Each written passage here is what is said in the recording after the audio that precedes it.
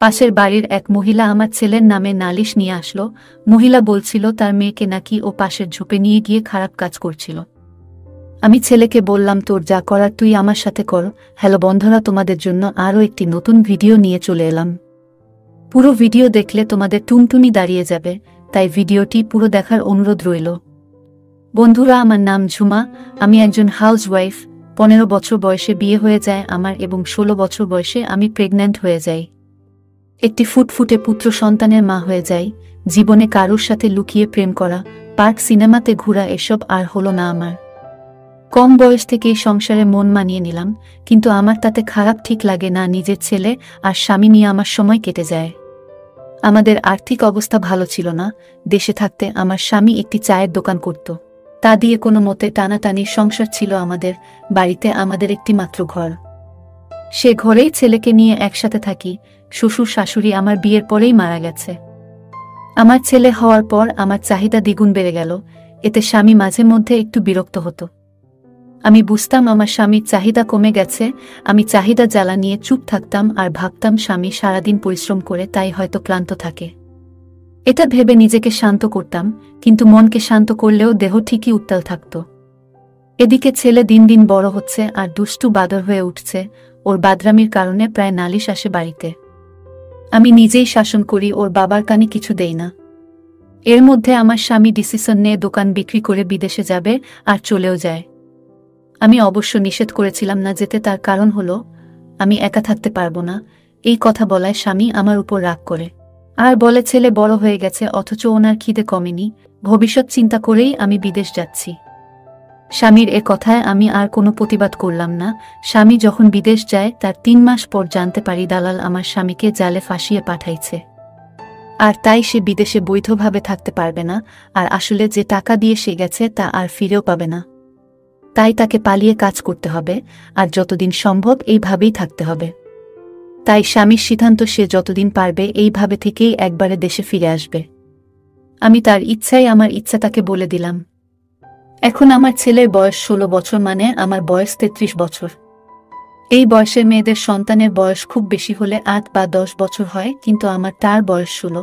তার মানে ওর প্রতি আমার দায়িত্ব ও অনেক বেশি। মাধ্যমিক এক্সাম দিয়ে এবার 11-এ উঠেছে, তাই পুরানো স্কুল চেঞ্জ করে নতুন স্কুলে দিয়েছি।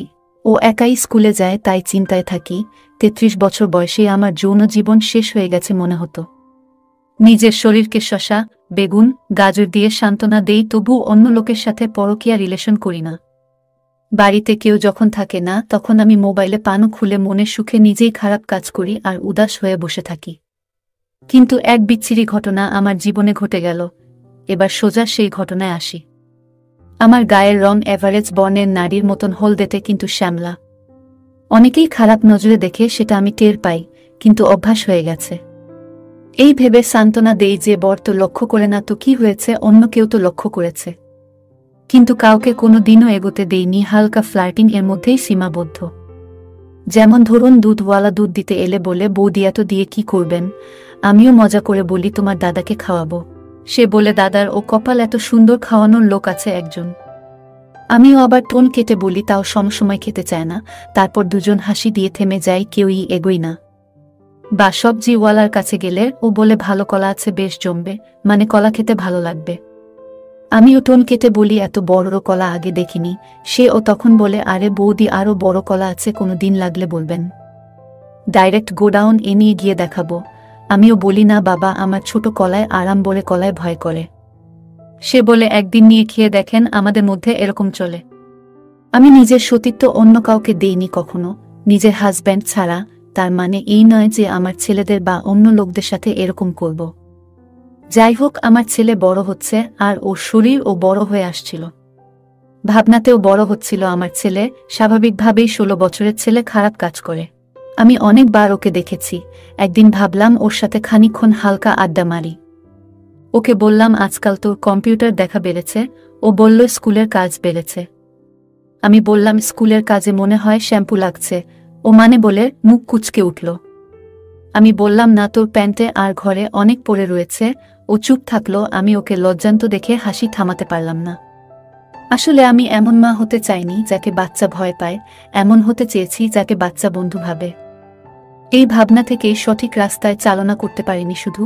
আমি বললাম, ঠিক আছে বাবা, বুঝি আমি, কিন্তু তুমি বড় হচ্ছ, বুঝে সুঝে কারো আজে বাজে জিনিস বেশি দেখো না, তাতে মাথা খারাপ হবে। ও লজ্জায় লাল হয়ে গেল। আমি বললাম, তুমি যেটা করছো সেটা সব ছেলেরাই এই বয়সে করে, কিন্তু বেশি করা ভালো নয়, তাহলে অনেক প্রবলেম হবে। ও আবার একটু সাহস করে বলল, কিন্তু আমার এটা করতে খুব ভালো লাগছে, আমার সারাদিন করতে ইচ্ছে করে। আমার মেয়েদের দেখলে, বিশেষ করে বেশি বয়সের মেয়েদের দেখলে খুব সমস্যা হয়। আমি নিজেকে এটা করা থেকে আটকাতে পারি না। আমি মজা করব বলে ওর সাথে আড্ডা মারা শুরু করেছিলাম, কিন্তু ওর কথা শুনে টেনশনে পড়ে গেলাম। তাই ওকে দেখে বললাম, এরকম করে না। বলতে খারাপ লাগলেও ছেলের কথা ভেবে বললাম, তুমি দিনে একবার এসব করো, কিন্তু অনেক সময় ধরে ভালো করে করবে, তাহলে দেখবে ভালো লাগবে। আমি কিছু বলবো না তোমায়, তুমি চুপচাপ তোমার ঘরে বসে এসব করবে। কিছুদিন পর একদিন দুপুরে পাশের বাড়ির এক মহিলা আমার ছেলের নামে নালিশ নিয়ে আসলো। ওই মহিলার অভিযোগ শুনে আমি তো রাগে জ্বলছি যে আজ ওকে মেরে শেষ করে ফেলব। মহিলা বলছিল তার মেয়েকে নাকি ও পাশের ঝোপে নিয়ে গিয়ে খারাপ কাজ করছিল, আর উনি তা দেখে ফেলে ওদের ধমকে তাড়িয়ে দেয় আর মেয়েকে বাড়ি নিয়ে আসে। অমন সময় ছেলে বাড়ি আসে, ওই মহিলাকে দেখে আবার দৌড়ে পালায়। আমি মহিলাকে বলি, আপা, আমি ও নালিশ করেন, আপনি আর কাউকে বইলেন না, এতে আপনার মেয়েরই ভালো। মহিলা চলে যায়। বিকেলে ছেলে বাড়ি আসে, আর এসে ও আমাকে পিছন থেকে জড়িয়ে ধরে যাতে আমি ওকে লাঠি দিয়ে না মারতে পারি। ও আমাকে ধরে বলে, মা তুমি আগে শুনো, তারপর যদি আমার দোষ হয় তখন তুমি আমাকে মেরো। আমি ওকে বলি, তুই এত খারাপ হইয়া গেছিস যে তোর নামে এইসব নালিশ আসে। আমারে ছাড়, আমি তোরে মাইরা ফালামু। ও ছাইরা বলে, আমার ভুল হইছে, আমি একটা লাঠি দিয়ে ওকে মারি আর বলি, আর এসব করবি। ও বলে না। আমি ওকে গালাগালি করে ঘরে চলে আসি। ও পিছন পিছন এসে ঘরে ঢুকে বলে, আমার কি দোষ, ওর ভাই তো বলল তাই করলাম। আমি আর ওর সাথে কথা বললাম না। রাতে আমি না খেয়ে ওকে বললাম হাত দিয়ে খেয়ে নিতে। ও হ্যাঁ না কোনো জবাব দিল না। কিছুক্ষণ পর ও এসে আমার পা জড়িয়ে ধরল আর বলল, মা আমাকে মাফ করে দাও, আমার অন্যায় হয়েছে। তারপর একদিন সকালে আমার ছেলে কোথাও যাওয়ার জন্য প্রস্তুত হলে আমি তাকে বাধা দিই। আমি বললাম, কোথায় চললি? ও বলল, কোথাও না মা। আমি জিজ্ঞেস করলাম, আজ তোর পরিকল্পনা কি? খুব প্রস্তুতি নিয়ে যাচ্ছিস? তুই কি কোনো বান্ধবীর সাথে দেখা করতে যাচ্ছিস? ও বলল, না মা, আমার কোনো গার্লফ্রেন্ড নেই। আমি বললাম, তাহলে কি বদমাশ বুড়ো হয়ে গার্লফ্রেন্ড বানাবি? সে অবাক হয়ে আমার দিকে তাকিয়েছিল। আমি বললাম, কি হারামি, এভাবে তাকিয়ে আছিস কেন? সত্যি বলছি, গার্লফ্রেন্ড বানিয়ে মজা করতে ভালো লাগবে। ও বলল, কিভাবে? আমি বললাম, এত সাধু সাজতে হবে না। আমি পাড়ার মেয়েদের কাছ থেকে সব শুনেছি, তুই নাকি ওদেরকে খুব মজা দিস। আমি তোকে একটা চান্স দিচ্ছি, তুই যদি আমাকে খুশি করতে পারিস তাহলে তোকে আর অন্য কারোর কাছে যেতে হবে না, বাড়িতে সব সময় পাবি। ও আমার মুখে এই কথা শুনে আনন্দিত হয়ে গেল। তারপর ও আমার চাহিদা মিটালো বেশ কিছুক্ষণ, আমাকে পুরো খুশি করে দিল। তারপর থেকে আমাদের মধ্যে প্রতিদিন এসব চলতে থাকলো। যাই হোক বন্ধুরা, আজকের ভিডিও এই পর্যন্ত। যদি আমাদের ভিডিওগুলি ভালো লাগে তাহলে লাইক, কমেন্ট এবং শেয়ার করুন। আর সবার আগে ভিডিও পেতে আমাদের চ্যানেলটাকে সাবস্ক্রাইব করুন এবং পাশে আসা বেল আইকনটি অল করে দিন। সবাই